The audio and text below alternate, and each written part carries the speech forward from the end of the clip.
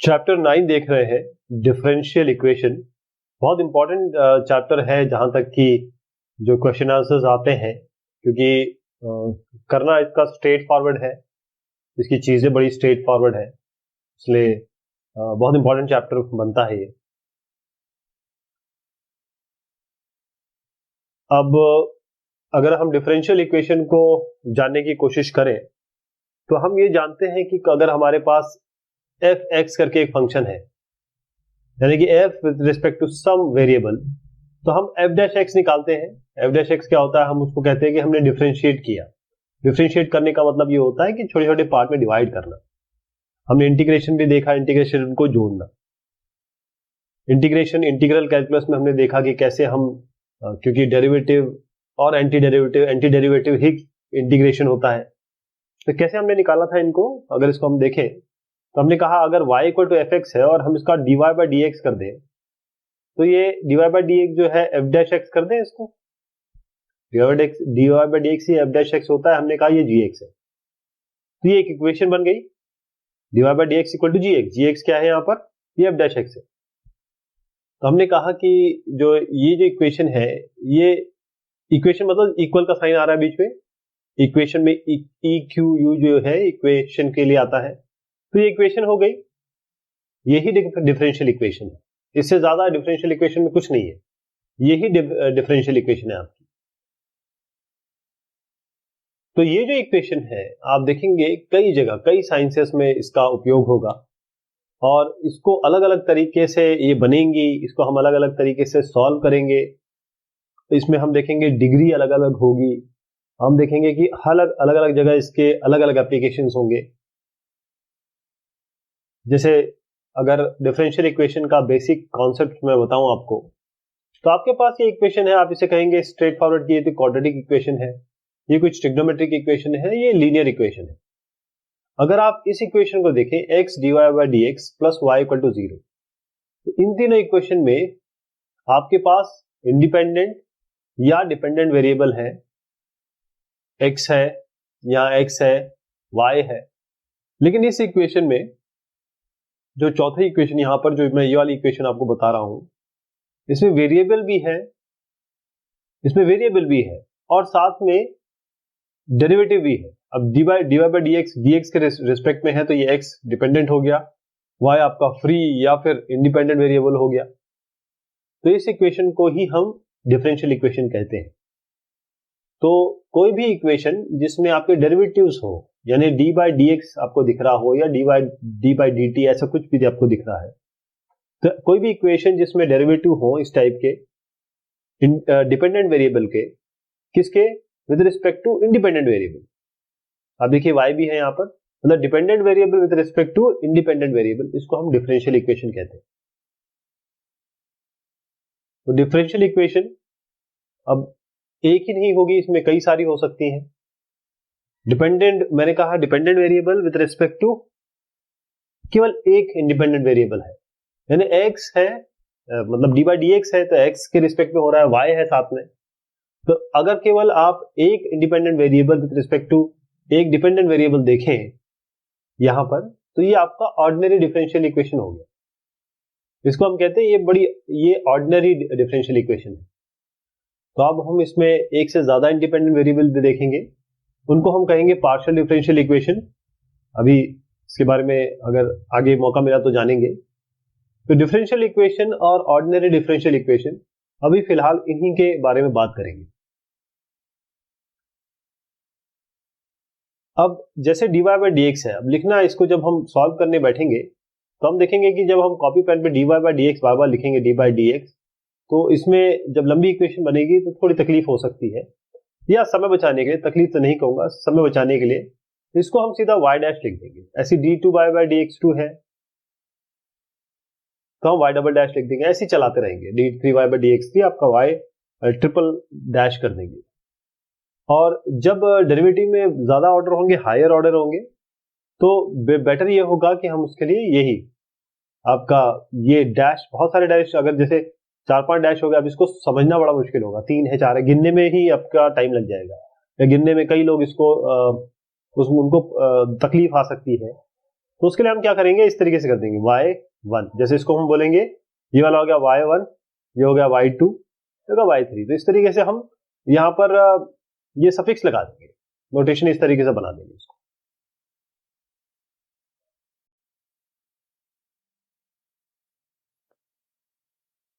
अब डिग्री देखते हैं डिफरेंशियल इक्वेशन की। तो अगर आपको ये तीन इक्वेशन आपके सामने हैं, कौन कौन सी है ये, इसमें ध्यान से देखिए कि आपके पास dy/dx है, लेकिन इसके हायर ऑर्डर भी अवेलेबल है, सेकंड ऑर्डर है, थर्ड ऑर्डर है। इसी तरीके से आपके पास dy/dx है, यहाँ एक ही है dy/dx, लेकिन यहाँ साइन के अंदर dy/dx है। तो डिग्री जो डिफरेंशियल इक्वेशन की है, जो इसमें की पॉइंट हम नोट करेंगे कि डिफरेंशियल इक्वेशन ये आपका पॉलिनोमियल इक्वेशन होना चाहिए डेरिवेटिव में, यानी कि ये जो आपका पॉलिनोमियल नहीं है, क्योंकि साइन के अंदर dy/dx है। अब इन इक्वेशन को ध्यान से देखिए, ये 9 है, 10 है, 11 है। तो 9 जो है उसमें आपको फर्स्ट, सेकंड, थर्ड तीनों डिग्री के मिल रहे हैं, ऑर्डर सॉरी। अब जो इक्वेशन 10 है इसमें भी आपको y डैश मिल रहा है, यानी कि dy/dx है आपके पास। ये देखिए dy/dx है, लेकिन वो dy/dx का स्क्वायर है, वो उसमें ज़्यादा फर्क नहीं पड़ता है। लेकिन जो इक्वेशन 11 है इसमें आप देखिए साइन के अंदर dy/dx है, तो ये डिफाइन नहीं कर सकते हम, इनकी डिग्री हम नहीं बता सकते, इन दोनों की बता सकते हैं। तो जो डिग्री है, अगर डिफरेंशियल इक्वेशन की जाना चाहेंगे, जब ये पॉलिनोमियल इक्वेशन की तरह हो तो इसका हम हाईएस्ट पावर लेंगे, पॉजिटिव इंटीग्रल ध्यान रखिएगा, हाईएस्ट पावर लेंगे of the highest order derivative involved in given differential equation, यानी कि जो हाईएस्ट ऑर्डर वाला होगा, जैसे इस वाले में ये y ट्रिपल डेरिवेटिव है, तो हाईएस्ट ऑर्डर का हाईएस्ट पावर, इसको हम क्या मानेंगे, इसको हम डिग्री मानेंगे। तो इसमें क्या करेंगे कि अगर हम इस 9-10, अभी इस फिलहाल 9-10 को देखते हैं, तो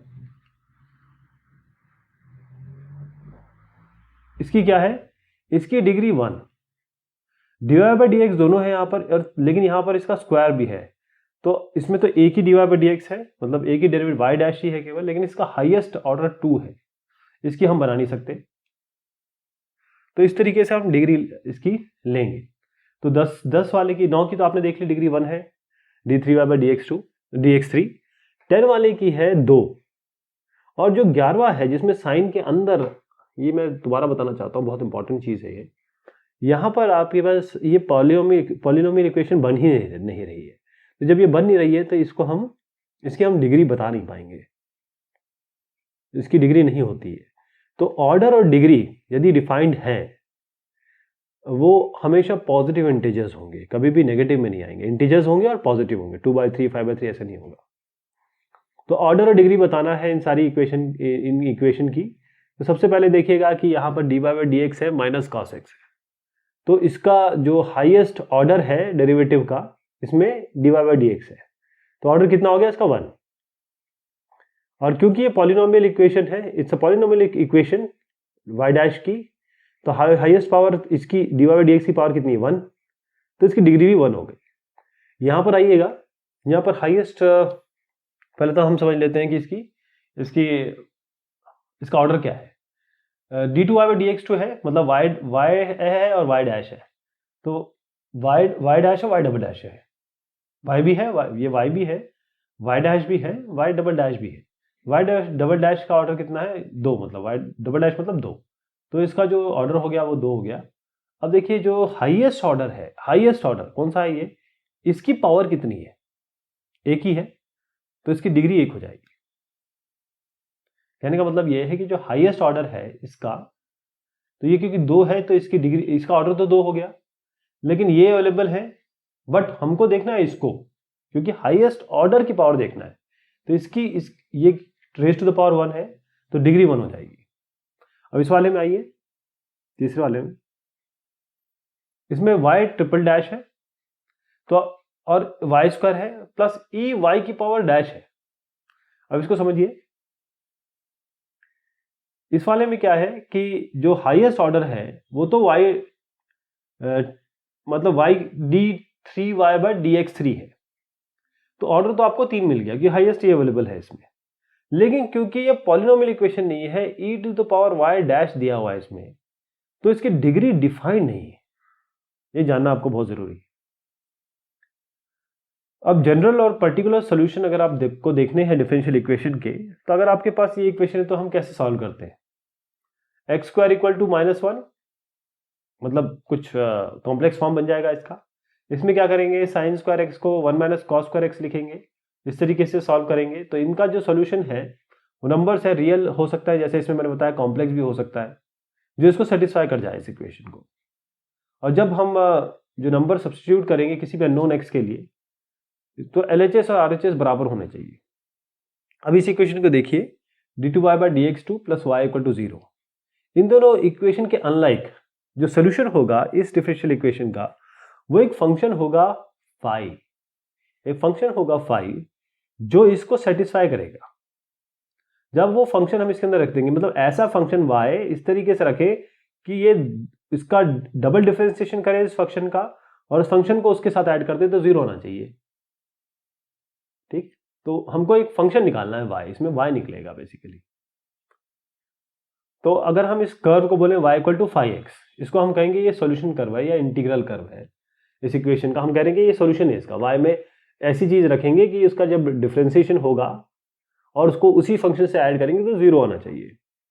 तो एक फंक्शन मैं आपको बताता हूं, जैसे ये मानिए a sin x plus b, जहां पर a और b हम कह रहे हैं कि ये रियल नंबर्स है। अब इसको अगर हम उस इक्वेशन में रख दें, तो आप देखेंगे कि हम जब d2y/dx2 करेंगे, dy/dx करेंगे, इसका d2y/dx से 2 बार डिफरेंशियल करेंगे और साथ में उसी को उसके साथ जोड़ देंगे, तो वो 0 हो जाएगा। अब डिफरेंशिएशन तो आप कर सकते हैं, I hope that you are able to understand. मतलब इसका d/dx करें, फिर d/dx एक बार और कर दें और उसको इसी के साथ जोड़ दें, तो 0 आ जाएगा। तो ये इसका सोल्यूशन हो गया। तो मैं ये बताना चाहता हूं कि एक फंक्शन होता है सोल्यूशन। अब a और b अगर इसको कोई पर्टिकुलर वैल्यू दें, जैसे a को 2 दे, b को π/4 दे, तो y कैसा बन जाएगा, 2 sin x प्लस π/4। जब इसको रखेंगे इसी इक्वेशन में जो मैंने आपको दिखाई, अगेन आपको LHS RHS मिलेगा, क्योंकि a और b तो वेरिएबल्स हैं, ये चेंज हो सकते हैं। फंक्शन का मतलब ही ये होता है कि वेरिएबल चेंज होंगे, लेकिन फंक्शन जो है बाय इटसेल्फ वो उस डिफरेंशियल इक्वेशन को सेटिस्फाई करना चाहिए। लेकिन क्योंकि हमने स्पेसिफिक वैल्यू दे दी, तो φ1 भी सोल्यूशन होगा उस इक्वेशन का। ऐसी और भी वैल्यूज निकालिए जो a और b में रखी जाए और वो इक्वेशन को सेटिस्फाई करे, तो आप कहेंगे कि वो भी उसके सोल्यूशन है। जो फंक्शन फाई है, इसमें 2 आर्बिट्ररी कांस्टेंट a और b देखिए आप, उसको हम कहते हैं जनरल सोल्यूशन। जो आपने a और b लिखा ना, वो जनरल सोल्यूशन, मतलब जनरलाइज कर दिया आपने। लेकिन जब आपने a और b में स्पेसिफिक वैल्यू डाली 2 और π/4, जब आपने स्पेसिफिक वैल्यू डाली, तब हम उसको कहते हैं पर्टिकुलर सोल्यूशन। a और b के लिए जनरल सोल्यूशन और इसके लिए पर्टिकुलर सोल्यूशन हो जाएगा। अब जो सोल्यूशन जिसमें आर्बिट्ररी कांस्टेंट भी होते हैं, उसे हम कहते हैं जनरल सोल्यूशन, प्रिमिटिव उस डिफरेंशियल इक्वेशन का। और जिसमें कांस्टेंट नहीं होंगे, सोल्यूशन जिसमें आपको कांस्टेंट नहीं मिलेंगे, यानी कि जो सोल्यूशन है वो हमने कहां से लाया, जनरल सोल्यूशन से, उसमें कुछ पर्टिकुलर वैल्यू डाल दिया आर्बिट्ररी कांस्टेंट की, उसे हम कहते हैं पर्टिकुलर सोल्यूशन। इसको एग्जांपल के तहत समझते हैं। आपके पास ये इक्वेशन है, आपको बताना है कि ये सोल्यूशन है इस डिफरेंशियल इक्वेशन की। तो आपको इस y को इनकी जगह रख देना है, यहां, या फिर आप ये करेंगे, पहले इसको इसकी जगह रखेंगे, फिर dy/dx निकाल के यहां रखेंगे, फिर इसका d2y/dx2 निकाल के यहां रखेंगे, देखेंगे जोड़ के 0 आता है कि नहीं आता है। तो y इक्वल टू e⁻³ है इसका। अब मैं ये मानता हूं कि आपको डिफरेंशिएशन अच्छे से पता है, तो हम डायरेक्ट यहां पर इसका डिफरेंशिएशन कर देंगे। y इक्वल टू e⁻³ है, इसका डिफरेंशियल ये होगा। इसका दोबारा डिफरेंशियल करेंगे तो ये आएगा। अब इसको और 6 से गुणा करके यहां पर रख दीजिए। अब देखें, इसको सॉल्यूशन अगर आप करेंगे तो 0 आएगा, मतलब बायां हाथ, अगर मेरी तरफ से देखें तो दायां हाथ आ जाएगा, यानी कि दोनों साइड बराबर हो जाएगी। ऐसे ही आपको वेरीफाई करना है कि ये जो इक्वेशन है, जैसे हमने अभी एग्जांपल में जब थ्योरी देख रहे थे तब भी हमने देखा, इस टाइप की इक्वेशन थी, आपको याद होगा कैसी थी वो, और उसमें a और b जो है रियल नंबर में है, ये सोल्यूशन है इसका कि नहीं। तो इसको यहां रख दीजिए, इसका डबल डिफरेंशिएट करके यहां रख दीजिए, देखिए 0 आता है कि नहीं आता है। इस इक्वेशन को उठाइए, इसका डिफरेंशियल करिए, इसका फिर से डिफरेंशिएशन कर दीजिए और इसको इसके साथ जोड़ दीजिए। दोनों को जोड़िए, देखिए क्या आता है, 0 आ गया और RHS आ गया, यानी कि ये सोल्यूशन जो है ये वाकई में इस इक्वेशन का डिफरेंशियल इक्वेशन का सोल्यूशन है। Formation of differential equation whose general solution is given. अगर आपको डिफरेंशियल इक्वेशन बनानी है और जिसकी जनरल सोल्यूशन आपके पास उपलब्ध है तो उसको कैसे बनाएंगे। एक इक्वेशन देखिए यहाँ पर, ये क्लियर पता चल रहा है कि एक सर्कल की इक्वेशन है।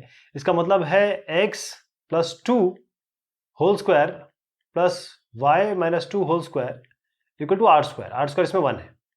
अगर इसको खोलेंगे तो यही आएगा। इसका मतलब एक सर्कल है जिसका सेंटर आपको दिया हुआ है -1 और 2 और रेडियस 1 है। इससे हम आराम से निकाल सकते हैं। तो आप देखिएगा कि अगर इसको डिफरेंशिएट कर दिया जाए और dy/dx को एक साइड लिया जाए और x और y को दूसरी जगह लिया जाए तो ये क्या बन जाएगा, एक डिफरेंशियल इक्वेशन बन जाएगी, क्योंकि इसमें डेरिवेटिव है। बेसिकली ये केवल एक डिफरेंशियल इक्वेशन नहीं है, ये एक फैमिली ऑफ सर्कल है। ये तो एक सर्कल था जिसका रेडियस 1 था, लेकिन जैसी रेडियस आप बढ़ाएंगे या घटाएंगे तो ये फैमिली ऑफ सर्कल, यानी कि डिफरेंशियल इक्वेशन एक फैमिली ऑफ सर्कल बताती है। फैमिली है ये, फैमिली ऑफ कर्व्स है ये।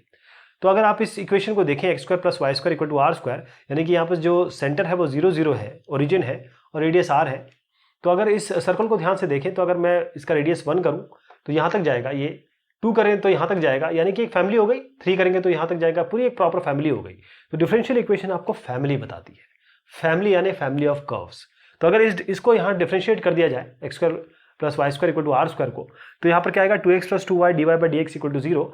2 से डिवाइड कर दीजिए, 2 से डिवाइड कर दीजिए पूरे को, तो x + y dy/dx, यानी कि ये डिफरेंशियल इक्वेशन है जो इन फैमिली ऑफ कर्व्स को रिप्रेजेंट कर रही है। और अगर आपके पास इसी तरीके से एक लाइन हो y = mx + c, अगर y = mx + c है, m में और c में, m स्लोप होता है, c आपका इंटरसेप्ट होता है, या m और c में आप अलग अलग वैल्यू रखें तो आपको अलग अलग लाइन मिलती है। यही भी बात यही कह रहा है कि अगर अलग अलग m और c देखेंगे तो अलग अलग आपके पास लाइन आएगी। तो बेसिकली आप इस तरीके से लाइनें देख रहे हैं, ये अलग अलग लाइन है, केवल m और c पे डिपेंड कर रहा है, यानी कि m और c इसको वेरिएट कर रही है। हर लाइन m और c से ही वेरिएट हो रही है। तो आप क्या करिए, y = mx + c लीजिए। अब इसमें एक मुद्दा है, आपने देखा था x² + y² equal to r² में एक कांस्टेंट था r। यहां पर m और c दो कांस्टेंट है, यानी कि दो फ्री है m और c, तो इसको दो बार डिफरेंशिएट करना पड़ेगा। तो dy/dx करेंगे तो एक बार m बच जाएगा, क्योंकि यहां c चला जाएगा, x dy/dx ऑफ mx मतलब m होता है। इसको एक बार और डिफरेंशिएट करिए, d2y/dx2 इक्वल टू 0 आएगा। आप इसको दोबारा करेंगे तो दोनों वेरिएबल आपके हट गए। जैसे ही वेरिएबल आपके हट गए तो ये फैमिली ऑफ इक्वेशंस हो गई, यानी कि अब आपने किससे, m और c से निजात पा ली। जैसे पहले आपने r से पाई थी, r से आपने अपने आप को किसी तरीके से बचाया था, यहाँ m और c से जैसे बचाएंगे तो ये एक जनरल सोल्यूशन बन गया आपका। तो ये जनरल सोल्यूशन है। प्रोसीजर क्या है अगर आप डिफरेंशियल इक्वेशन बनाना चाहते हैं जो रिप्रेजेंट करे फैमिली ऑफ कर्व। जैसे अगर आपके पास ये f फैमिली ऑफ कर्व है जिसमें x और y और एक वेरिएबल है, तो आप क्या करेंगे, जैसे y² इक्वल टू 4ax आपके पास पैराबोला है, फैमिली ऑफ इक्वेशन है। तो आप क्या करना चाहते हैं कि जैसे y² इक्वल टू ax है तो x और y आप इसको डिफरेंशिएट कर दीजिए एक बार, क्योंकि a को एलिमिनेट करना है, एक कांस्टेंट है इसमें, तो x y y dash a आ जाएगा। अगर आप इसमें a को एलिमिनेट कर देते हो x y y डैश है, यानी कि आपको a को हटाना है। इसी तरीके से आपके पास अगर ऐसी equation f2 x y a b, तो दो आपके पास वेरिएबल आ गए इसमें, या दो पैरामीटर्स आ गए, तो हमें क्या करेंगे, इसको एक नहीं दो बार डिफरेंशिएट करना पड़ेगा ताकि इस a b से एलिमिनेट करें। a b एलिमिनेट करेंगे तो कुछ इस हिसाब से इक्वेशन बनेगी। अगर आपको डिफरेंशियल इक्वेशन बनाना है, एग्जांपल के तौर पे देखते हैं। आपको फैमिली ऑफ कर्व है y = mx, m इसमें आर्बिट्रेरी कांस्टेंट है, केवल एक m है, यानी कि एक बार डिफरेंशिएट करना पड़ेगा। y = mx लीजिए, dy/dx निकालिए है इसका, तो dy/dx m आएगा। लेकिन m क्या है इसमें, यहीं से देख लीजिए, m को अगर ऐसे लिखें तो भी चलेगा। तो y = m = y/x हो जाएगा, इस m की जगह y/x डाल दीजिए, ये dy/dx = y/x हो जाएगा। इनको रीअरेंज करिए, ये इक्वेशन बनेगी, ये आपकी फ्री है m से, m इसमें नहीं दिखाई दे रहा है, इसका मतलब ये आपकी डिफरेंशियल इक्वेशन है। यहां पर आइए, यहां पर y = a sin x + b है, यहां पर a और b दो आर्बिट्रेरी कांस्टेंट है। तो अगर आपको डिफरेंशियल इक्वेशन निकालना है जो इस कर्व की फैमिली बताएगा, तो इसको दो बार डिफरेंशिएट करना पड़ेगा आपको। क्या करिए, y = a sin x + b लिखिए, इसको डिफरेंशिएट करिए, फिर दोबारा डिफरेंशिएट करिए, ये चीज दोबारा आ गई, y दोबारा आ गया, इसकी जगह y रख दीजिए। अब -y आया तो यहां पर ले जाइए, तो ये आपका d2y/dx2 + y = 0 आ जाएगा। आपको ऐसी इलिप्स की या फैमिली ऑफ इलिप्स की डिफरेंशियल इक्वेशन बनानी है जिसका फोकस हो एक्स एक्सिस पे और सेंटर हो आपका ओरिजिन पे। तो हम जानते हैं वो कौन सा होता है, x² / a² + y² / b² = 1, ये आपकी उस इलिप्स की इक्वेशन होती है। जरा डिफरेंशिएट कर लीजिए इसको, क्यों? क्योंकि 2 बार करना पड़ेगा। ए और बी आपके पास 2 पैरामीटर्स है, 2 बार करेंगे। एक बार ये करेंगे तो ये आएगा, एक बार आप जब ये कर लेंगे तो आप देखिए कि y बाय, अब जरा करने के बाद जरा कांस्टेंट को इधर ला लीजिए दाएं हाथ पे। इसका फायदा क्या होगा? इसको रीअरेंज कर लिया हमने, इसको रीअरेंज कर लिया। क्यों? क्योंकि ए स्क्वायर और बी स्क्वायर हम इधर ले गए। और जहां पर हमेशा ध्यान रखिएगा कि इस इक्वेशन का भी यूज करेंगे। जहां पर हमको ऐसी चीज मिल रही है जहां पर हम एलिमिनेट कर सकते हैं या इसका कोई फॉर्मेशन रख सकते हैं, वो भी हम रख सकते हैं। तो हमने किया क्या, यहाँ पर लेफ्ट में y और dy वगैरह रखा या कांस्टेंट कर दिया। क्यों? क्योंकि जब हम डिफरेंशिएट करेंगे तो दायां हाथ हमारा 0 हो जाएगा और a और b दोनों एलिमिनेट हो जाएंगे। तो इसको सिंपल डिफरेंशिएशन करिए और डिफरेंशिएशन के बाद ये वैल्यू आएगी, इसको जरा रीअरेंज कर लीजिए। ये आपकी रिक्वायर्ड डिफरेंशियल इक्वेशन है। ऐसे ही आपको डिफरेंशियल इक्वेशन बनाना है फैमिली सर्कल, उन सर्कल का जो टच कर रहा है एक्स एक्सिस को और ओरिजिन पे है। ध्यान रखिए कि ये सर्कल देखिए आप, x square plus y square, x square plus y square equal to a square या आर स्क्वायर, ये आपकी जनरल इक्वेशन होती है। लेकिन यहां पर ये क्योंकि इस तरीके से क्वेश्चन बना है कि ये जो आपका सर्कल है ये एक्स एक्सिस को टच कर रहा है, तो इसका मतलब जो इसका रेडियस होगा वो वाई एक्सिस पे आएगा। इसका मतलब एक्स, जो यहाँ पर x का जो वेरिएबल होगा यानी कि x माइनस जो सेंटर होगा वो तो 0 होगा, क्योंकि y एक्सिस की बात हो रही है। लेकिन y एक्सिस पे कुछ आएगा, y एक्सिस पे जो वैल्यू आएगी वही रेडियस भी होगा। देखिए एक्स स्क्वायर यानी बेसिकली इसको लिख सकते हैं x minus 0 whole square plus y minus a whole square equal to a square, ये रेडियस ही आएगा। अब ये x square equal to y square equal to 2ay हो गया। अगर इसको सॉल्व करें तो अब डिफरेंशिएट कर लीजिए, आपको एक ही बार करना पड़ेगा क्योंकि केवल एक कांस्टेंट है इसमें।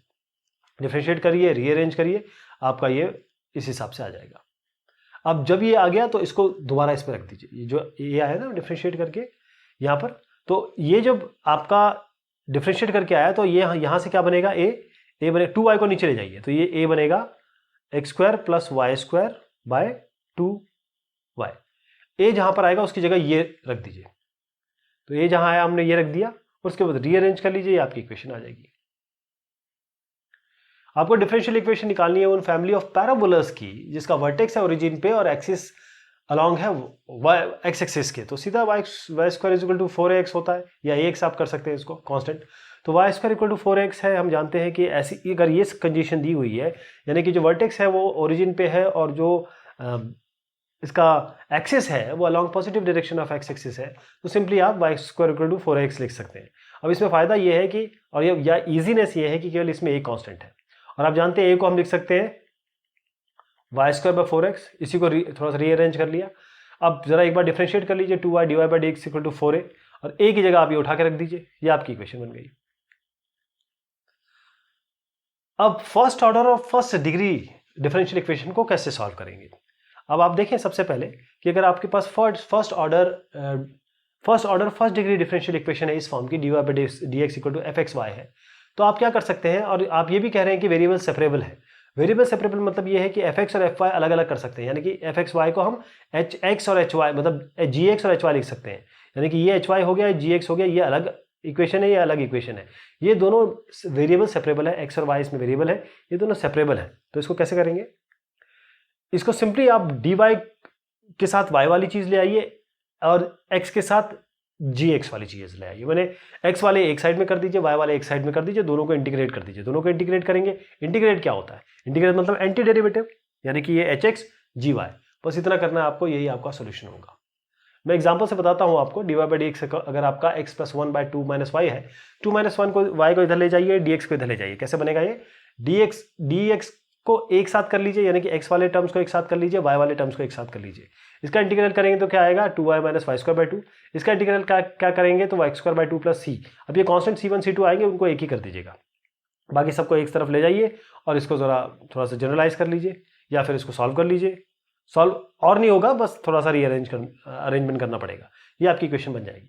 आप मुद्दा समझ गए। बेसिकली मैं आपको यहाँ पर एक एक चीज करके नहीं बता रहा हूँ, मैं केवल आपको ये बता रहा हूँ कि जब आप आपके सामने ये क्वेश्चन आए तो आपको पता रहे कि हुआ कैसे है, कोई चीज़ मिस ना हो जाए कि अरे ये हुआ कैसे, आप सोचते रह जाए। बस ये मेरा मुद्दा है। ये रीअरेंजमेंट वगैरह आप, मुझे पूरा यकीन है आप लोग कर लेंगे। अब जनरल इक्वेशन निकालना है इस डिफरेंशियल इक्वेशन का, ये भी बहुत आसान है। क्यों, dx को इधर ले जाइए, 1 प्लस वाई स्क्वायर को इधर ले आइए, मतलब y को एक तरफ x को एक तरफ, तो dx by 1 plus y square हो गया या dx by 1 plus x square हो गया, दोनों को इंटीग्रेट कर दीजिए। ये आपका tan इनवर्स y होता है, ये आपका tan इनवर्स x होता है, बस tan inverse y is equal to tan inverse x plus C. यहाँ पर आपको पर्टिकुलर सॉल्यूशन निकालना है। डिफरेंशियल इक्वेशन आपके पास ये है। पर्टिकुलर सॉल्यूशन मतलब ये होता है जब इसको हम इंटीग्रेट कर देंगे तो कांस्टेंट आएगा c। वो कांस्टेंट को एलिमिनेट करने के लिए या उस कांस्टेंट की वैल्यू निकालने के लिए आपके पास दो वैल्यू दी जाती है। ये उसी लिए होता है। तो आप dy बाई डी एक्स, या इसका मतलब ये है dy को एक जगह कर लीजिए, y वाले टर्म्स एक साथ, x वाले टर्म एक साथ। ये dy वाले टर्म हो गए, ये x वाले टर्म हो गए, दोनों को इंटीग्रेट कर दीजिए, आपके पास इस तरीके से कुछ आ जाएगा। अब यहाँ पर y की जगह 1 रख दीजिए, x की जगह 0 रख दीजिए, c मिल जाएगा, c आपका -1 मिलेगा। इसको यहाँ दोबारा रख दीजिए, ये आपकी इक्वेशन हो जाएगी। आपको इक्वेशन निकालना है कर्व की जो इनसे पास हो रहा है, और जो डिफरेंशियल इक्वेशन है वो इस तरीके से दी गई।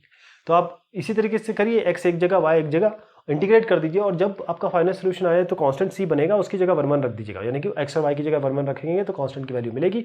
उस कांस्टेंट वैल्यू को हम डायरेक्ट यूज कर लेंगे। तो हमने क्या किया, y एक जगह लिया, x वाले सारे टर्म यहाँ पर हैं तो x वाले टर्म ले लिए। अब ये 2x स्क्वायर बाय x को अलग कर दिया, 1 बाय x को अलग कर दिया, तो ये आ गया 2x, ये हो गया 1 बाय x। 2x तो सिंपली x स्क्वायर बाय 2 यानी कि x स्क्वायर बनेगा, 1 बाय x log x होगा, ये y होगा कांस्टेंट c। अब इसकी जगह x और y की जगह 1 1 रख दीजिए, आपको c की वैल्यू मिल जाएगी जो कि 0 है। तो ये होगा फाइनल इक्वेशन आपका। अब इक्वेशन निकालनी है कर्व की जो इससे पास हो रही है, और आपको स्लोप दिया है टेंजेंट का इस पॉइंट पे, वो ये है। तो स्लोप मतलब क्या होता है, यही तो dy बाई डी एक्स होता है। स्लोप ही तो dy बाई डी एक्स है, तो dy बाई डी एक्स ही आपको मिला हुआ है, dy बाई डी एक्स आपको 2x बाई वाई स्क्वायर मिला हुआ है। Slope of the tangent of this curve is dy by D x. उसी को हमको क्वेश्चन में दिया हुआ है, सीधा dy बाई डी एक्स लिख दीजिए। x और y अपनी अपनी जगह पे ले जाइए, दोनों को इंटीग्रेट करिए, जो आंसर आएगा या जो चीज़ आएगी इसमें कांस्टेंट जोड़िए, कांस्टेंट में जब आ जाएगा x और y की जगह -2 और 3 जोड़िए या डालिए, आपको c की वैल्यू मिलेगी। हमने x की जगह -2 डाला, यहाँ पर y की जगह 3 डाला, तो यहाँ पर c जो है वो हमारा 5 आ गया। इसको दोबारा इसमें रख दीजिए, आपकी इक्वेशन ये आ जाएगी। थोड़ा सा और रीअरेंज भी कर सकते हैं इसको। एक बैंक में जो प्रिंसिपल इंक्रीज होता है कंटिन्यूसली, रेट उसका है 5% per year. In how many years ₹1000 double itself. तो देखिएगा आप, जो P है, अगर प्रिंसिपल के बारे में बात करें तो ये क्या होगा, P into r into t by 100। Basically ये इंटरेस्ट होता है, लेकिन अभी हम प्रिंसिपल लेके चल रहे हैं क्योंकि इंटरेस्ट जो है तो प्रिंसिपल पे ही लगता है। तो PRT बाई 100 यानी कि जो प्रिंसिपल है वो आपको 1000 मिला हुआ है, रेट आपको 5/100 मिला हुआ है, टाइम आपको अभी पर ईयर है तो 1 मिनट है, एक ईयर है, सॉरी। तो आप क्या कर सकते हैं, P equal to PRT by 100, जरा DP बाई DT करके देखिए। इस T को एलिमिनेट करना है, तो T एलिमिनेट कर दिया, DP बाई DT करके तो 5/100 और P बचा केवल, ये T तो हट गया। तो ये इस टाइप की इक्वेशन बन गई। अब एक काम करिए कि जो समान चीज़ें उसको एक जगह ले जाइए, यानी कि आप DP बाई P इधर लाइए, DT को इधर ले जाइए, इन दोनों को इंटीग्रेट कर लीजिए, दोनों साइड को इंटीग्रेट करेंगे तो log P equal to T by 20 plus C1 मिलेगा। यानी कि इसका मतलब सीधा है कि e to the power this equal to P। इसका मतलब ये होता है, यानी कि अगर मैं कहूँ log x इक्वल टू 10, तो इसका मतलब क्या होगा, ये e to the power 10 equal to x, यही तो मतलब हुआ इसका। तो ये किया है e की power t by 20 plus C1 equal to P। अब इन दोनों को अलग कर दीजिए, e बाई t बाई 20, क्योंकि e की log e की पावर x प्लस y होता है, e की पावर x, e की पावर y, किसी के भी पावर के बारे में ये बात सही है। तो ये दोनों आ गए आपके पास अलग अलग। इस ये के e की पावर c भी तो कांस्टेंट ही होगा, इसको c मान लीजिए, कांस्टेंट मान लीजिए। अब ये आपके पास इक्वेशन बन गई। इसमें आप एक काम करिए कि जब आपका P 1000 रुपये था तो आपका टाइम 0 था, इसको रख के देखिए इसमें, जब इसको रखेंगे तो आपको कांस्टेंट मिलेगा। तो इसको जब P 1000 रखेंगे, T आपका 0 रखेंगे, तो C क्या मिल रहा है यहाँ पर, C आपको 1000 मिल रहा है। तो C को 1000 यहाँ पर डाल दीजिए दोबारा, तो इक्वेशन बन गई P इक्वल टू 1000 e की पावर t बाई 20। अब हमको चाहिए टाइम जब पैसा 2000 हो जाए, तो इस P की जगह 2000 लिख दीजिए, इसकी जगह 2000, ये 1000 e की पावर t बाई 20 निकालना है। तो इसके लिए क्या करेंगे, इसको इससे डिवाइड करेंगे तो 2 आएगा, यानी कि बेसिकली दोनों जगह लॉग लेंगे तो t equal to 20 log e2 आ जाएगा, बेस e है उसका। अब होमोजेनियस डिफरेंशियल इक्वेशन, ये देखिए आपके पास ये अलग अलग इक्वेशन दी हुई है। इस इक्वेशन में खास बात ये है कि ये 3 इक्वेशन अलग है, ये तीन इक्वेशन अलग है। अगर मैं x और y की जगह, x की जगह लैम्डा x रख दूं और y की जगह लैम्डा y रख दूं, x और y की जगह लैम्डा x और लैम्डा y रखूं, तो इसको अगर इस इक्वेशन में रखते हैं तो हमारे पास लैम्डा स्क्वायर बाहर आ जाता है और ओरिजिनल इक्वेशन आ जाती है। यहाँ पर भी लैम्डा x लैम्डा y रखेंगे तो हमारे पास ये फंक्शन, ये अलग बनेगा, ये लैम्डा अलग बन जाएगा। लैम्डा की कोई ना कोई पावर आ रही है यहाँ पे, लेकिन ये जो इक्वेशन है इसमें लैम्डा अगर आप डालेंगे x की जगह लैम्डा x, तो इस तरीके से फॉर्मेशन नहीं बन रहा है। तो ये वाली इक्वेशन आपकी होमोजीनियस नहीं है, बस इतना ही समझना है आपको। होमोजीनियस इक्वेशन का मतलब ये होता है कोई भी फंक्शन होमोजेनियस फंक्शन होता है डिग्री n का, यदि आपने x की जगह लैम्डा x रखा, y की जगह लैम्डा y रखा, तो लैम्डा की पावर n आना चाहिए और ओरिजिनल फंक्शन आपका वापस मिल जाना चाहिए। तो इन इक्वेशंस को देखिए आप, अगर इन इक्वेशन को, जो आपकी पहली इक्वेशन थी, इसको बहुत इंपॉर्टेंट चीज बता रहा हूं आपको, अगर मैं इसमें से वाई स्क्वायर कॉमन ले लूं तो क्या बचेगा, और एक्स स्क्वायर कॉमन ले लूं तो क्या बचेगा। इसमें भी इस तरीके से या एक्स बाय वाई या वाई बाय एक्स के फॉर्म में बनाना है। तो हमारे पास ये देखिए, अगर एक्स स्क्वायर कॉमन लेंगे तो किस तरीके से आ जाएगा, ये वाई बाय एक्स आ गया। यहाँ वाई स्क्वायर कॉमन लेंगे तो 1 + 2 एक्स बाय वाई, यानी वाई बाय एक्स और एक्स बाय वाई के फॉर्म में आ रहा है, यही हमें चाहिए। तीसरे वाले में भी इस तरीके से करिए, एक्स कॉमन ले लीजिए, वाई कॉमन ले लीजिए। दूसरे में, अगर तीसरे वाले में अगर आप देखेंगे एक्स की पावर 0 भी कॉमन लेंगे तो वाई बाय एक्स के फॉर्म में ही आएगा। लेकिन ये काम हमारा चौथे इक्वेशन में नहीं हो पा रहा है। कोई एक्स और वाई के फॉर्म में अगर आप बाहर लेते हैं तो कुछ बन नहीं पा रहा है। तो इसका मतलब ये है कि ये जो है ये आपका होमोजेनियस नहीं है। ध्यान रखिएगा, कोई भी function f x y homogeneous function है तो उसको हम कैसे लिख सकते हैं, एक्स की पावर n तो बाहर लेंगे, साथ में ये या तो वाई की जो फंक्शन होगा वाई बाय एक्स के फॉर्म में रिप्रेजेंट कर सकते हैं या एक्स बाय वाई के फॉर्म में रिप्रेजेंट कर सकते हैं। ये दो चीज़ें मैंने बताई। लैम्डा एक्स लैम्डा वाई रखेंगे तो लैम्डा की पावर n आना चाहिए, और वाई अंदर जो है वाई बाय एक्स या एक्स बाय वाई फॉर्म में आना चाहिए। बस इतना ध्यान रखिएगा। अब ये आप समझ गए ना। अब आगे बढ़ते हैं, क्योंकि एक्चुअल सोल्यूशन यहाँ से शुरू हो रहा है, एक्चुअल डिस्कशन यहाँ से शुरू हो रहा है। जो डिफरेंशियल इक्वेशन है इस फॉर्म की, dy by dx equal to f x y, इसको हम होमोजीनियस कह रहे हैं जब f x y homogeneous function हो डिग्री 0 का।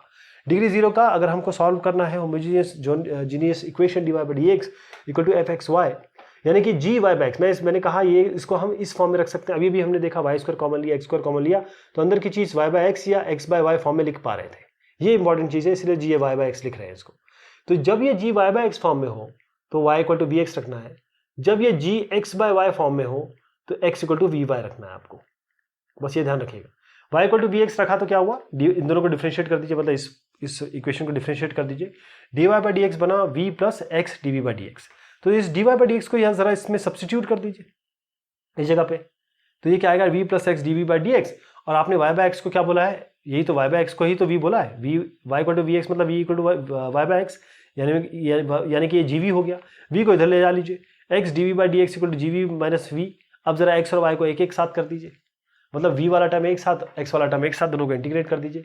यही आपका जनरल सोल्यूशन हो गया, यही जनरल सोल्यूशन है आपका।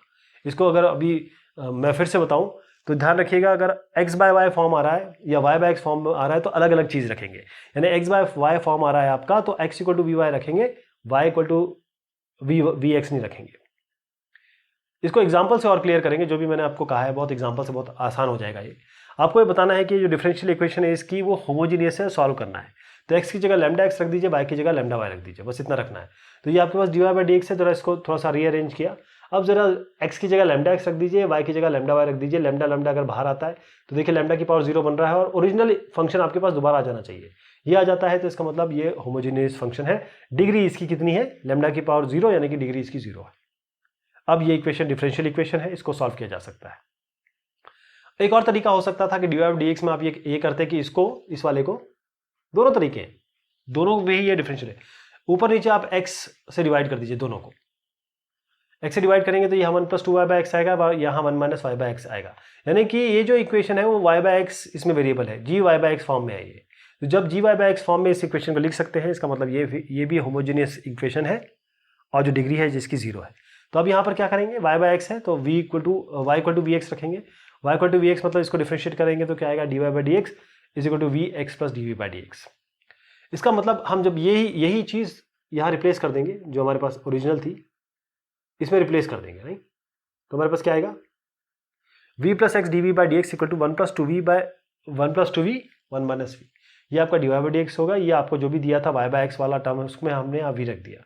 v को एक तरफ ले जाइए, x को एक तरफ ले जाइए, ये x वाले टर्म एक साथ कर दिए, v वाले टर्म एक साथ कर दिए।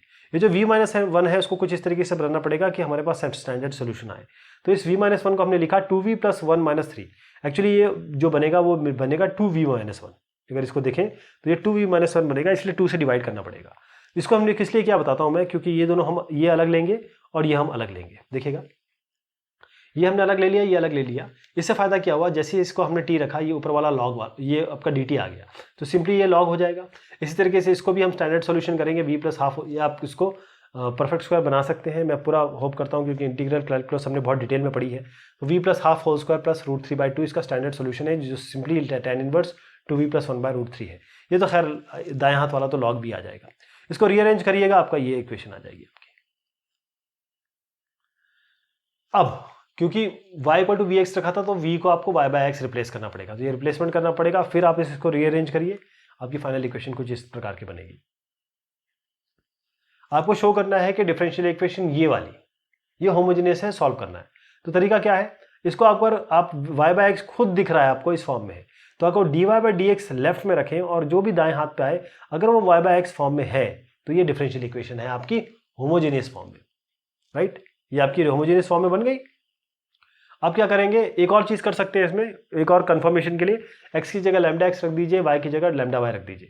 जैसे आप इसमें रखेंगे, आप देखेंगे कि λ⁴ बाहर आएगी और ये ओरिजिनल फंक्शन आपके पास आ जाएगा। इसका मतलब ये होमोजेनियस फंक्शन है डिग्री 0 का।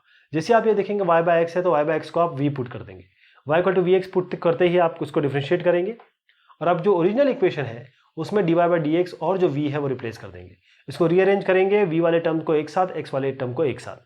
अब इंटीग्रेट कर देंगे दोनों साइड को, दोनों साइड को इंटीग्रेट किया, cos v आपका sin v आ गया, ये आपका log x आ गया, और कांस्टेंट ले लीजिए log c। अब c और x को यहाँ पर साथ में जोड़ सकते हैं, क्योंकि log a + log b log a b होता है। अब फाइनली v जो आपने माना था उसको y/x यहाँ पर रख दीजिए, ये आपकी फाइनल इक्वेशन आ जाएगी। आपको शो करना है कि ये जो इक्वेशन है डिफरेंशियल इक्वेशन, ये होमोजीनियस है, और आपको पर्टिकुलर सॉल्यूशन निकालना है x = 0 और 1 पे। तो हम क्या करेंगे, x और y को अपनी अपनी जगह पे ले जाएंगे, अब उसको सॉल्व कर लेंगे y = vx या v = yx से करके। देखिए x/y है तो यहाँ y = vx नहीं लगेगा, यहाँ x = vy लगेगा। और फाइनल जब हमारे पास इक्वेशन आ जाएगी उसमें कांस्टेंट आएगा, तो उस इक्वेशन में x = 0 और y = 1 रख देंगे, ताकि कांस्टेंट की वैल्यू निकल आए, उसको फाइनल इक्वेशन में कांस्टेंट रिप्लेस कर देंगे। तो देखिए dy/dx आपका किस फॉर्म में आ गया, हमने इस तरीके से लिख लिया, dy/dx लेफ्ट हैंड साइड में, बाकी हमने चीज़ें राइट हैंड साइड में रख दी। तो ये जो चीज़ आई इसमें देखिए आपको फॉर्म x/y बन गया ना, इसका मतलब ये आपको होमोजेनियस दिख रही है। तो इसको और कंफर्म करने के लिए λx और λy रख दीजिए x और y की जगह, आप देखेंगे λ⁴ fxy आ जाएगा, यानी कि fxy आपकी होमोजेनियस फंक्शन है, डिग्री इसकी 0 है। तो जो डिफरेंशियल इक्वेशन है आपकी एक्चुअल में होमोजेनियस डिफरेंशियल इक्वेशन है। तो अब यहाँ पर क्योंकि x/y है, हमने अभी तक y = vx रखा था, क्योंकि जो g था वो y/x था, लेकिन यहाँ जो फंक्शन बन रहा है वो g x/y बन रहा है। तो x/y को आप v रखेंगे तो बेसिकली x = vy आएगा, तो dx/dy हो जाएगा v + y dv/dy। इसको ओरिजिनल इक्वेशन में रख दीजिए और जहाँ जहाँ v बनता है वहाँ v बना दीजिए। अब v वाले टर्म एक साथ ले लीजिए, y वाले टर्म एक साथ ले लीजिए, दोनों साइड को इंटीग्रेट कर दीजिए, ये आपका फाइनल इक्वेशन बन जाएगी।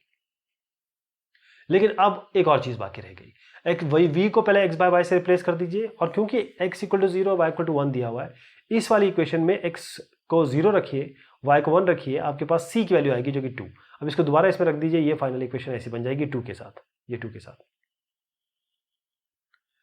अब आपको फैमिली ऑफ कर्व बताना है जिसका जो स्लोप है टेंजेंट का किसी पॉइंट पे वो ये है, और वो इस तरीके से दिया हुआ है। सिंपली आप देखिएगा कि ये चीज़ बतानी है, लेकिन हमको dy/dx ऑलरेडी दिया हुआ है, क्योंकि ये स्लोप है। जैसे हमने पहले भी क्वेश्चन में किया था, dy/dx यानी कि स्लोप जो है वो दी हुई है, तो सीधा dy/dx इधर लिखिए और दोनों साइड को x² से डिवाइड कर दीजिए, मतलब दो ऊपर नीचे न्यूमरेटर डिनोमिनेटर को इस वाले दाएं हाथ पे राइट हैंड साइड को x² से डिवाइड कर दीजिए। जैसे आप डिवाइड करेंगे आप देखेंगे ये आएगा 1 + y² ये 2y/x, यानी कि सीधी सी बात ये है कि g y/x फॉर्म में बन गया है। तो y/x को आपको v रखना पड़ेगा, तो y = vx रख दीजिए। y = vx रखेंगे तो ये वाला टर्म आ जाएगा dy/dx। ये जो चीज़ें जहाँ जहाँ रखनी है वहाँ रख दीजिए, v वाले टर्म को एक साथ ले लीजिए, x वाले टर्म को एक साथ ले लीजिए, दोनों साइड को इंटीग्रेट कर दीजिए। तो आपका ये इस तरीके से बन जाएगा लॉग, मैं इसका डायरेक्ट इंटीग्रेशन लिख रहा हूँ, डायरेक्शन इंटीग्रेशन आएगा, c कांस्टेंट रहने दीजिए। फाइनली जो v है वो y/x रख दीजिए, ये आपकी फाइनल इक्वेशन बन जाएगी जो कि चाहिए थी, केवल रीअरेंजमेंट है इसमें और कुछ नहीं। लीनियर डिफरेंशियल इक्वेशन, अब एक डिफरेंशियल इक्वेशन इस फॉर्म की है, यहाँ dy/dx है और कुछ p है, ये p कांस्टेंट हो सकता है, फंक्शन हो सकता है x का, y है, साथ में q है। तो ये p और q पे बहुत ध्यान दीजिएगा। इसको हम कहते हैं कि ये first order linear differential equation है। इसका एग्जांपल मैं देता हूं, dy/dx + y = sin x। इसमें जो p है वो 1 है, q आपका sin x है। इसी तरीके से यहां पर p ये हो गया, q क्या हो गया आपका, ये हो गया, राइट। तो dy by D x plus p y equal to q, यहां पर देखिए ये पूरा यहां से यहां तक आपका p हो गया, ये q हो गया। एक और फॉर्म हो सकता है first order linear differential equation का, dx by dy, dy by dx नहीं, dx बाई dy हो सकता है। यहां पर हम x लेंगे तो x के आगे जो रहेगा वो p1, यहां रहेगा आपका q1। तो जो p1 और q1 है यहां पे ये कांस्टेंट है और ये फंक्शन है y के, ध्यान रखिएगा ये फंक्शन है y के इस पॉइंट पे p1 q1 में, क्योंकि यहां पर देखिए dy by D x plus x equal to cos y है और जो भी इसके आगे है यहां पर उसको हम कहेंगे p है, यहाँ 1 है। ये पूरा का पूरा जो है वो q1 है, p ये p1 ये q1। इसी तरीके से यहां पर ये जो पूरा यहां से यहां तक हो गया y का फंक्शन और ये y का फंक्शन, ये p1 हो गया, ये q1 हो गया। अब जब आपको इसको सॉल्व करना है dy by D x plus p y equal to q को सॉल्व करना है, दोनों साइड हम किसी फंक्शन x के फंक्शन gx से मल्टीप्लाई कर देते हैं। अब ये क्यों कर रहे हैं अभी आपको समझ में आएगा। gx से मल्टीप्लाई कर दिया तो gx यहां पर आ गया, gx यहां भी आ गया और gx यहां भी आ गया। अब gx को चूज करना सबसे बड़ी चीज है। इस तरीके से चूज करें कि जो राइट हैंड साइड है वो डेरिवेटिव बन जाए y डॉट जी एक्स का, यानी कि जब आप इसको डिफरेंशिएट करें डी वाई डी एक्स करें, इसका ये तो बन रहा है, जैसे आपका डिफरेंशिएट करें तो जी एक्स डी वाई आए प्लस वाई जी डैश एक्स आए। ये क्यों, क्योंकि ये दोनों चीजें बराबर हो गई, बचा क्या, ये दोनों बचा, ये दोनों, इसका मतलब पी जी एक्स क्या हो गया, वाई वाई कैंसिल हो गया, पी जी एक्स हो गया जी डैश एक्स, तो पी क्या आ गया, G dash X by G X. अब इंटीग्रेट करेंगे दोनों साइड को, इंटीग्रेट करेंगे तो ये तो कुछ log x बन जाएगा, क्योंकि ये जी एक्स है, ये जी डैश एक्स है, ये तो log x बन जाएगा। और ये पी डी एक्स है, इसको हम मान लीजिए कोई जी एक्स है, तो जी एक्स बेसिकली क्या बना, ई, ये देखिए यहां पर आया ना, तो ये ई की पावर ई है, यहां पर log है, तो E to the power integration of P D X, log का आप समझते होंगे ना कि ये जो log की यहां जो होता है बेस, उसकी पावर ये इक्वल टू जी एक्स होता है, इसी को हमने लिखा है जी एक्स बराबर ई की पावर ये। तो जी एक्स क्या हो गया, ई इंटीग्रेशन मतलब पावर में इंटीग्रेशन पी डी एक्स, यानी कि अगर हम इक्वेशन को, जो मैंने कहा था जी एक्स निकालना एक बड़ी बात है, तो जी एक्स जो है इंटीग्रेट ई इंटीग्रल पी डी एक्स, अगर हम ये मल्टीप्लाई कर सके तो लेफ्ट हैंड साइड बनेगा डेरिवेटिव एक्स और वाई फंक्शन में, और जो फंक्शन जी एक्स है ये वाला, इसे हम कहेंगे इंटीग्रेटिंग फैक्टर। क्या है हमारा जो मेन काम है इस इन टाइप की इक्वेशन में, उसका है इंटीग्रेटिंग फैक्टर निकालना, जो कि इंटीग्रेटिंग फैक्टर ये है। बस ये चीज अगर आप समझ गए तो ये वाले क्वेश्चंस और ये वाले टॉपिक आप समझ जाएंगे। अब क्या करेंगे, इसको सब्स्टिट्यूट करते हैं इक्वेशन 2 में, जहां जहां जी एक्स था वहां वहां हमने ये रख दिया। इससे फायदा क्या हुआ, इससे फायदा ये हुआ कि ये जो चीज है पूरी डी बाई डी एक्स बन गई और ये यहां पर बन गया, क्योंकि ये डी बाई डी एक्स हो गया। अगर इसको डी बाई डी एक्स करेंगे तो यही आएगा आपका। अब integrating both sides with respect to x, दोनों को x के रिस्पेक्ट में इंटीग्रेट कर दीजिए तो आपको मिलेगा y integration of P D x, integration कर रहे हैं यहां पे, तो ये इंटीग्रेशन क्या बनेगा, ये इसको इधर जाने दीजिए, y को इसको इधर ले जा लीजिए, तो e की power minus P D X आ जाएगा, प्लस कांस्टेंट कर दीजिए c, जो आपका जनरल सॉल्यूशन है डिफरेंशियल इक्वेशन का। ये केवल एक सिंबॉलिक तौर पे मैंने बताया है कि इस तरीके से होता है। प्रॉब्लम में आप क्लियर समझ जाएंगे कि क्या हो रहा है। पहला हमारा जो स्टेप्स है उसको मैं आपको दोबारा बता देता हूं। अगर first order linear differential equation है, इसको कैसे सॉल्व करते हैं। जो इक्वेशन है उसको पहले इस फॉर्म में बनाना पड़ेगा। अगर इस फॉर्म में है तो बहुत अच्छी बात है, नहीं है तो आपको इस फॉर्म में बनाना पड़ेगा। D y by D x plus p y equal to q. P और क्यू जो है वो कांस्टेंट है, या कांस्टेंट हो सकते हैं या फंक्शन होते हैं, लेकिन फंक्शन एक्स के फॉर्म में ही होना चाहिए। अगर इंटीग्रेटिंग फैक्टर की बात करें तो वो होगा E to the power integration of P D X, ये होगा। और अगर सॉल्यूशन है तो सीधा आप लिखेंगे y इंटू इंटीग्रेटिंग फैक्टर, इसका सीधा आप वो लिख देंगे y into integrating factor is equal to integration of q into integrating factor dx, इसका इंटीग्रल प्लस c। अगर आपका ये dx बाई dy होता है, यहाँ dy बाई dx लेकिन यहाँ dx बाई dy है और यहाँ पर आपका x है, यहाँ y था, तब क्या करेंगे, इंटीग्रेटिंग फैक्टर क्या होगा, e to the power integration of p1 dx। जब यहाँ पर p dx था ना, जिस तरीके से यहाँ पर p1 dy आ जाएगा, सॉरी p1 dy, यहाँ dy आएगा, यहाँ dx था, और इसका उत्तर भी इसी तरीके से होगा, x into integrating factor is equal to integration of q1 into integrating factor जो कि ये है, dy से इंटीग्रेशन होगा इसका। अब जनरल सॉल्यूशन निकालना है इस इक्वेशन का, तो आप देखिए इसको dy by D x plus p y is equal to q से कंपेयर करिए। तो p क्या हुआ -1 और q हुआ cos x। Direct integrating factor लिखिए e to the power integration of p dx। p क्या है -1 dx, तो इंटीग्रेशन ऑफ -1 dx क्या होगा e की पावर -x। दोनों साइड को आप e to the power -x से मल्टीप्लाई कर दीजिए। e की पावर -x, e की पावर -x क्या हुआ, ये क्या बन गया dy by D x of this, यही बना ना इसका, और ये e की power x x cos x बन गया। अब इंटीग्रेट कर दीजिए दोनों साइड को, क्योंकि ये डी बाई डी एक्स है। अगर मैं इसको इंटीग्रेट करूं इन दोनों को, तो क्योंकि इंटीग्रेशन और डिफरेंशिएशन एक दूसरे के रिवर्स होते हैं तो कैंसिल हो जाएगा, और ये वाला इंटीग्रेशन बचेगा, मतलब y e की पावर -x इसका इंटीग्रेशन बचेगा। इसका इंटीग्रेशन आप आराम से कर सकते हैं, है ना, दो टर्म्स है, तो दो टर्म्स को हम जब दो फंक्शन होते हैं तो कैसे करते हैं वैसे कर लेंगे इसको। यहां पर आपका ये आएगा, दोबारा इसको कर लीजिए, अब ये जो टर्म है ये क्या है, ये वाला क्या है cos x e to the power -x। आप देख पा रहे हैं क्या चीज है ये cos x e to the power -x, ये वाली टर्म बेसिकली ये वही आ गया जहां से शुरुआत की थी हमने i, तो इसको i लिख सकते हैं, i को इधर कर लीजिए 2i आ जाएगा, ये बना 2 को नीचे ले जा लीजिए, ये आपका i हो गया, इंटीग्रेशन i हो गया। इसको आप इस वाले को आप जो इक्वेशन 1 है जो पहली इक्वेशन ली थी उसमें इसमें रख दीजिए, और y को नीचे ले आइए, ये e की पावर -x को नीचे ले आइए, ये आपका जनरल सॉल्यूशन हो जाएगा इस डिफरेंशियल इक्वेशन का। जनरल सॉल्यूशन निकालना है आपको इस डिफरेंशियल इक्वेशन की, कैसे करेंगे आप, है ना। जनरल सॉल्यूशन इस डिफरेंशियल इक्वेशन की ये होगी x dy by D x plus 2y equal to x square. ये कैसे निकालेंगे आप, इसको देखिएगा जरा। इसको निकालने का तरीका ये है कि हम सबसे पहले यहाँ पर डिफरेंशियल इक्वेशन हमारे पास है x dy by D x plus 2y equal to x square, यानी कि x dy by D x plus 2y equal to x square है। इसको सबसे पहले आपको उस फॉर्म में रखना पड़ेगा जो हमारे पास अवेलेबल है, dy by D x plus p y equal to q, इस फॉर्म में करना पड़ेगा। तो इसके लिए क्या करेंगे, पहले दोनों साइड को आप x से डिवाइड कर दीजिए। x से डिवाइड करेंगे तो क्या मिलेगा, dy by D x plus 2 by x y equal to x. अब ये जो फॉर्म आया, ये वाला जो फॉर्म आया, इसमें हम इसको p मान सकते हैं, इसको हम q मान सकते हैं। तो p हमारे पास क्या हो गया 2 बाई एक्स, q हमारे पास क्या हो गया x। इंटीग्रेटिंग फैक्टर क्या होगा e to the power integration of p dx। p क्या है इसमें 2 बाई एक्स रखिए, इसका इंटीग्रेशन करेंगे तो सिंपल e की पावर 2 log x आएगा, यानी 2 ऊपर ले जाइए log x स्क्वायर हो गया। यानी कि सीधी की बात है, e की पावर log x स्क्वायर का मतलब होता है log करता है इसमें केवल x स्क्वायर आता है, तो ये क्योंकि e की पावर log fx हमेशा fx होता है, कोई भी e की पावर log थीटा भी कर लीजिए तो थीटा ही आएगा, तो ये x स्क्वायर बना, है ना।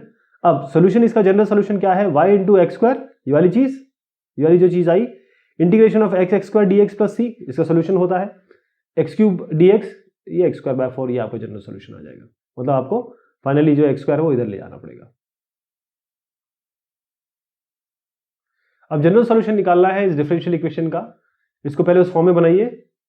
कैसे बनाएंगे, dx बाई डी वाई करेंगे, यहाँ पर dx by d y minus x by y equal to 2y। इसको इस तरीके से करना है कि हमारे पास अब ये dx है, इसका मतलब -1 बाय वाई, ये आपका p1 हो गया और ये आपका q हो गया, तो p1 q1 आया, लेकिन ये dx बाई डी वाई, तो इंटीग्रेशन फैक्टर इसमें बनेगा e to the power d y के टर्म्स में। यहाँ पर आपका क्या आएगा, -1 बाय वाई, ये रखेंगे आप। अब इसको भी ऐसे करेंगे क्योंकि इसका इंटीग्रेशन होता है e की power minus log y, minus को इधर ले जाइए, y की पावर -1 यानी कि 1 बाय वाई, लेकिन e और ये log कट जाएगा तो केवल 1 बाय वाई आएगा। अब 1 बाय वाई आया, इसको उसमें रख दीजिए, पिछले इक्वेशन में x इंटू 1 बाय वाई, यहाँ पर इंटीग्रेशन होगा प्लस c, ये सीधा आप इंटीग्रेशन कर दीजिए, उसके बाद आप x वाले को यहाँ रहने दीजिए, y को यहाँ ले जाइए, ये आपकी जनरल सोल्यूशन होगा इस डिफरेंशियल इक्वेशन का। आपको पर्टिकुलर सॉल्यूशन निकालना है डिफरेंशियल इक्वेशन का, जहां पर अब इसमें जब पर्टिकुलर सॉल्यूशन निकालते हैं तो ऐसे y और x जब दिया हो, इसका मतलब समझ आइए कि आप कोई ना कोई कांस्टेंट जब आएगा तो उस कांस्टेंट की वैल्यू निकालना चाहते हैं। तो पहले तो इस पूरे इक्वेशन को आप देखें, इसको अगर हम इक्वेट करें dx by d y plus y cot x, तो ये आपका कॉट एक्स जो होगा वो p हो गया, ये पूरा आपका q हो गया। इंटीग्रेटिंग फैक्टर क्या होगा, e to the power integration of p dx। अब ये क्या है, कॉट एक्स का इंटीग्रेशन होता है log sin x, ये दोनों कैंसिल हो जाएंगे, साइन एक्स बचेगा। यहाँ पर क्या करेंगे, y into sine X integration of this यानी q और यहाँ पर sine X D x plus C. अब इसका इंटीग्रेशन कर दीजिए, अलग अलग ले लीजिए इनको, इसको अलग ले लीजिए, इसको अलग ले लीजिए, ये वाला हमारा डायरेक्ट हो जाएगा। इसको ओपन करेंगे, इसको भी करना है, इसको इंटीग्रेशन कर लेंगे। आई होप कि ये बहुत आसानी से हो जाएगा क्योंकि ये दोनों आपके आफ्टर ऑल कैंसिल होने वाले हैं।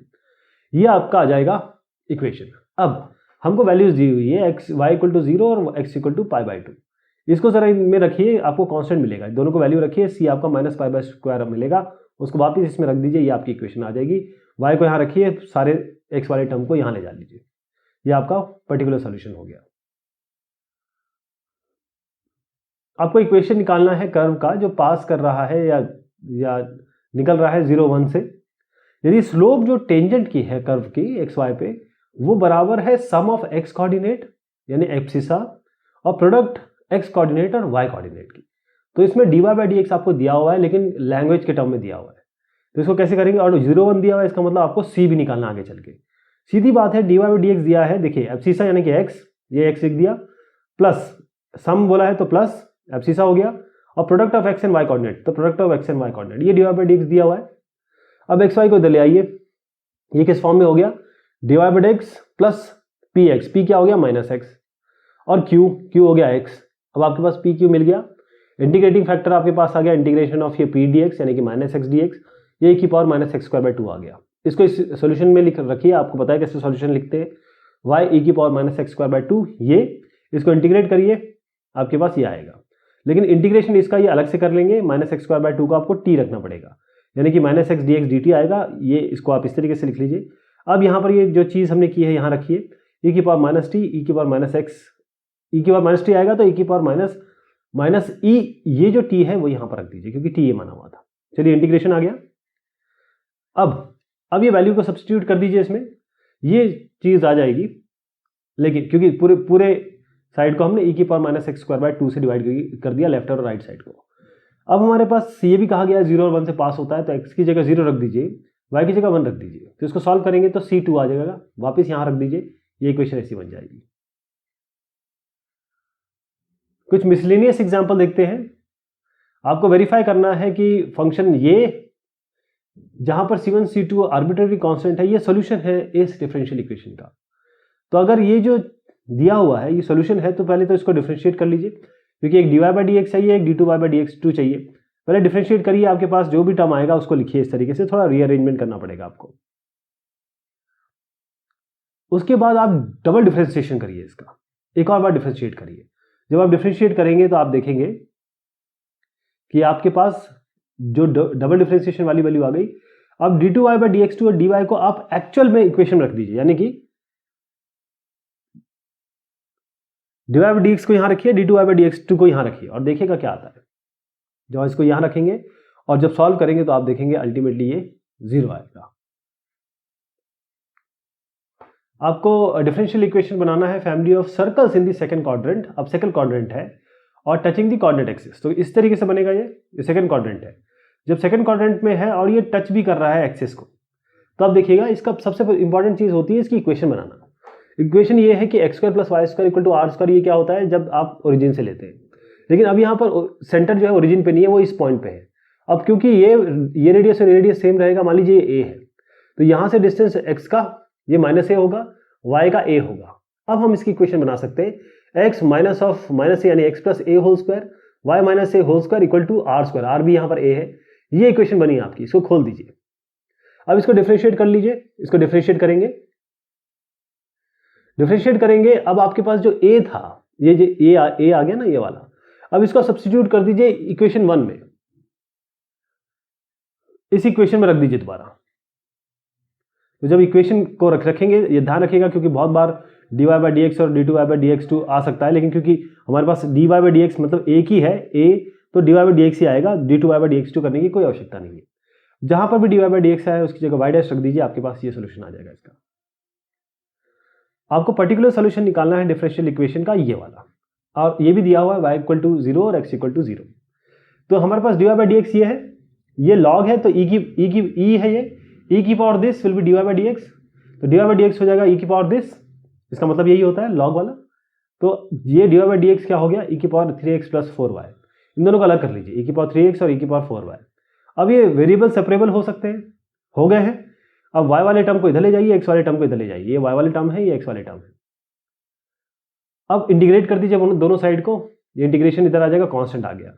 दोनों को रीअरेंज कर लीजिए, यानी कि दोनों साइड को आप 12 से मल्टीप्लाई करेंगे तो ये आ जाएगा x0 और y0। अब x और y0 यहाँ पर रख दीजिए, आपको c की वैल्यू मिलेगी, जो c की वैल्यू -7/12 आ जाएगी। यहाँ पर रख दीजिए, आपके पास ये इक्वेशन बन जाएगी। सॉल्व करना है डिफरेंशियल इक्वेशन को, ये वाली। अब ये y बाई एक्स फॉर्म में आ रहा है, तो इसका मतलब ये है कि हम सबसे पहले रीअरेंजमेंट करेंगे, dy बाई dx को एक जगह लाएंगे, बाकी सबको दाएं हाथ पे रखेंगे। थोड़ा रीअरेंजमेंट आपको करना पड़ेगा। रीअरेंजमेंट करने के बाद हम न्यूमरेटर डिनोमिनेटर को अब हम यहाँ पर देख पा रहे हैं, क्योंकि हमको y बाई एक्स फॉर्म में चाहिए। तो आप एक्स स्क्वायर से सब जगह डिवाइड कर दीजिए, x square x square x square x square. तो आपके पास ये y by x, y square by x square इस फॉर्म में आ गया, सारा का सारा y बाई एक्स फॉर्म में आ गया। तो बना क्या आपका, ये होमोजेनियस डिफरेंशियल इक्वेशन हो गई, जो इस फॉर्म की है dy बाई dx, जो g y by x form की है।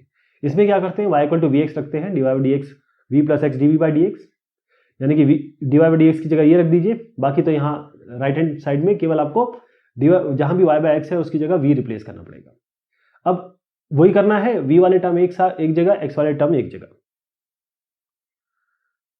उसके बाद इंटीग्रेशन कर दीजिए दोनों साइड को, इसको अलग कर लीजिएगा, इसको अलग कर लीजिएगा। ये tan भी आएगा, ये 1 बाई v आएगा, और उसके बाद ये 2 1 बाई x। इनको इंटीग्रेट कर लीजिए। ये जो भी टर्म आएगा यहां तक बन जाएगा कांस्टेंट तक, क्योंकि ये लॉग है, कैंसिल हो जाएंगे। लेकिन अब यहां पर हमारे पास v जो है y बाई एक्स रखना पड़ेगा आपको। तो यहाँ y बाई एक्स रख दीजिए, ये आपका फाइनल इक्वेशन आ जाएगी। इस इक्वेशन को, डिफरेंशियल इक्वेशन को सॉल्व करना है, तो इसमें क्या करेंगे, इसको हम उस फॉर्म में बनाएंगे जिसे हम कहते हैं linear differential equation. dx by dy को रखिए यहाँ और यहाँ, इस तरीके से बनाइए इसको। थोड़ा सा रीअरेंजमेंट है इसमें देखिएगा कि ये वाला जो टर्म है, ये वाला आपका p1 हो गया, ये आपका पूरा q1 हो गया। इसको सॉल्व कैसे करते हैं, इंटीग्रेटिंग फैक्टर है आपका e की पावर ये p dy, यानी कि e की पावर tan इनवर्स y।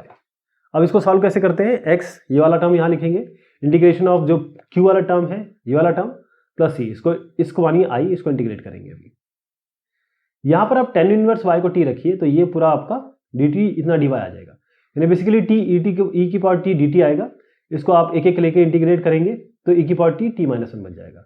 अब जो t है वो आपने जो लिया tan इनवर्स y, वो रिप्लेस कर दीजिए। इस i को इक्वेशन में सब्स्टिट्यूट करिए पीछे वाले में, ये आपकी इक्वेशन आ जाएगी। x वाले को यहाँ लीजिए, x टर्म यहाँ लीजिए, बाकी y को सारे को दाएं हाथ पे कर दीजिए। ये आपका जनरल सॉल्यूशन आ गया।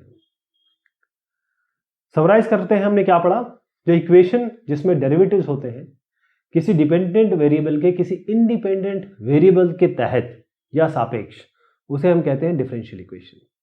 जो ऑर्डर होता है डिफरेंशियल इक्वेशन का, वो हाईएस्ट ऑर्डर डेरिवेटिव जो भी होगा उसका ऑर्डर है।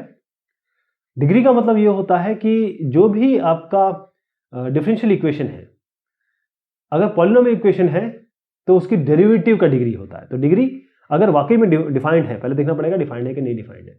अगर डिफाइंड है तो वो जो भी हाईएस्ट ऑर्डर डेरिवेटिव होगा उसका पावर होगा। जैसे dy बाई dx है, उसका पावर। अगर मान लीजिए d3 बाई dx 3 आपको दिख रहा है, तो ये क्यूब है, तो इसकी पावर जो होगी, हाईएस्ट ऑर्डर की पावर जो है, वो उसे हम डिग्री कहते हैं। एक फंक्शन जो सेटिस्फाई करता है डिफरेंशियल इक्वेशन को, वो ही उसका सॉल्यूशन होता है। तो सॉल्यूशन में कितने भी आपके आर्बिट्रेरी कांस्टेंट हो सकते हैं, और इसे हम जनरल सॉल्यूशन कहते हैं। लेकिन जब हम पर्टिकुलर वैल्यू डालते हैं तो उसको हम अगर हम आर्बिट्रेरी वैल्यू को हटा दें, एक सॉल्यूशन जिसमें जैसे a है, a को हटा दें, y is equal to mx plus c में m और c है, m और c को हटा दें, तो फिर वो पर्टिकुलर सॉल्यूशन बन जाता है। तो अगर आपको डिफरेंशियल इक्वेशन बनानी है किसी इक्वेशन में, तो हम डिफरेंशिएट करेंगे फंक्शन को बार बार, इतने बार डिफरेंशिएट करेंगे ताकि वो आर्बिट्रेरी कांस्टेंट उससे हट जाए। अगर वो आर्बिट्रेरी कांस्टेंट हट जाए तो जिस पॉइंट पे वो हट जाए वही आपकी फाइनल इक्वेशन हो जाएगी। एक फॉर्म होता है वेरिएबल सेपरेबल। इसमें क्या होता है, x वाले टर्म एक जगह दाएं हाथ पे या बाएं हाथ पे, y वाले टर्म्स एक जगह, फिर उसको हम अलग अलग इंटीग्रेशन करते हैं। जैसे डिफरेंशियल इक्वेशन इस तरीके की है, dy by dx equal to fxy। हम कह रहे हैं कि fxy, या ये भी हो सकता है dx by dy gxy। fxy और gxy होमोजेनियस होंगे डिग्री 0, तो हम इसे कहेंगे कि ये होमोजेनियस डिफरेंशियल इक्वेशन है। तो डिफरेंशियल इक्वेशन इस फॉर्म की dy by dx plus py equal to q, जहां पर p और q कांस्टेंट है, इसे हम कहते हैं first order linear differential equation. तो ये हमारा डिस्कशन हुआ डिफरेंशियल इक्वेशन का। बहुत शॉर्ट में मैंने बताने की कोशिश की। देखिएगा, ध्यान रखिएगा कि ये केवल हिंट्स हैं, करना आपको है, इसको कॉपी पेन से करिए। कहीं भी अगर अटकते हैं तो आप वो बात सुनिए, आपको क्लियर पता चल जाएगा कि इसमें कौन सी चीज़ कहाँ अप्लाई की गई है। बहुत शुक्रिया, बहुत मेहरबानी आपकी। All the best.